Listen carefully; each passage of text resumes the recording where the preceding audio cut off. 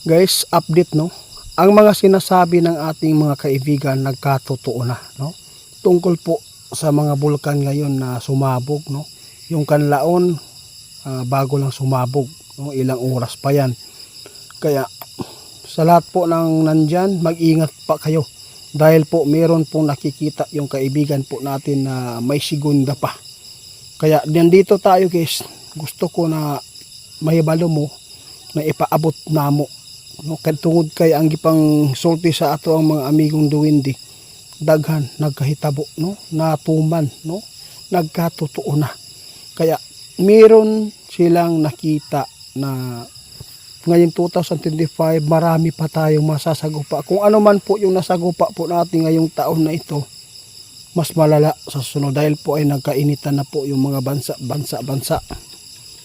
Kaya pati sa atin mainit din, di ba?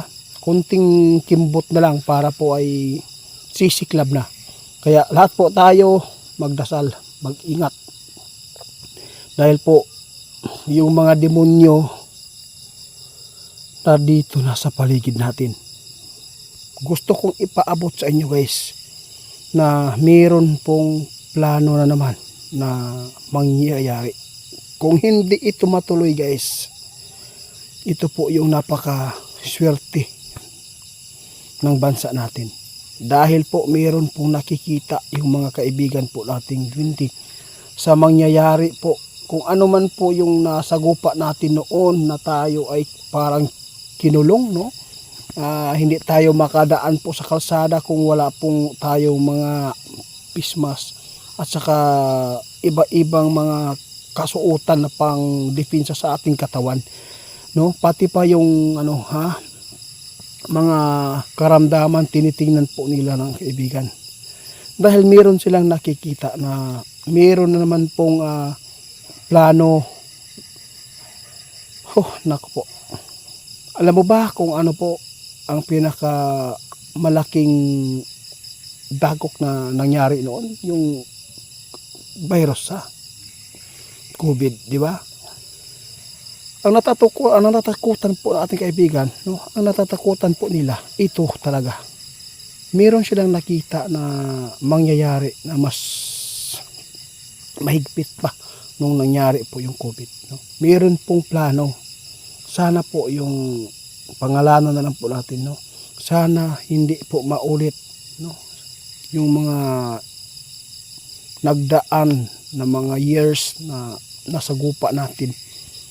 Sana po hindi mangyari ngayon 2025 dahil po nakita po nila ni kaibigan. Maugid ninyong nakitaan. Sino pong nakakita nito kaibigan? Ang kanilang hari guys. Merong nakita. Sana po yung WHO no, ang tawag ba doon? Sana no, wag po kayong magpagamit po sa iba. Yung mga matataas makapangyarihan. Nakakaawa po nang nangyari po noon. Kaibigan, gusto kong malaman kung kailan po ba mangyari yung nakita ninyo. Sige, okay lang po yan. Oo. Guys, titingnan pa nila ha, kasi po hindi pa po totally ito na clear sa kanilang nakikita dahil po hindi po lahat po ng ipinapaabot po nila na yung pizza ubuan, hindi po yan magkakatugma, no? Dahil po ay kung ang nasa taas ngayon, kung ayaw po nila na mangyari, thank you, no? Hindi po nila yan mababago. Kasi po mayroon pa ang pinakamas malakas dito sa atin. Yung ating kaibigan mga duwindi ay ano lang po sila guys, no? Nagpupuna, nagpaabot para makapag-ingat yung mga tao na makapanood.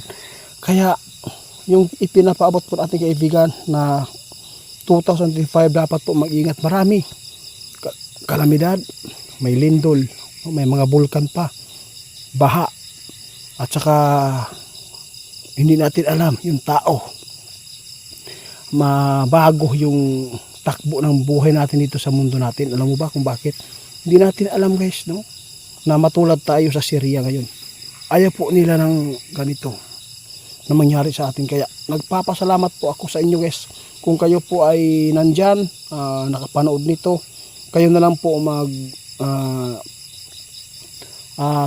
tingnan na lang po inyo kung ano po ang ikakabuti dito. Hindi ko naman sinasabi na paniwalaan po inyo ito, yung sinasabi ng ating kaibigan. Pero kung ano man po yung naipaabot nila noon at ngayon, nagkatotoo naman po yan. Marami pong nakasagupa na ngayon ipinapaabot po nila, no?